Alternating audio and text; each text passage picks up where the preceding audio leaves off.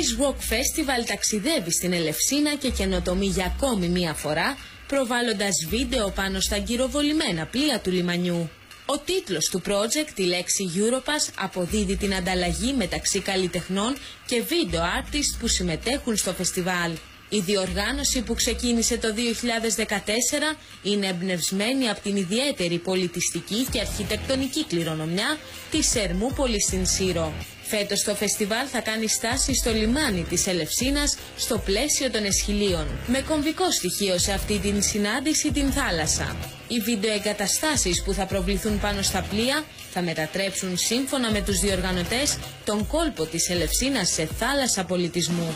Το φεστιβάλ θα πραγματοποιηθεί 30 Αυγούστου στις 9 το βράδυ.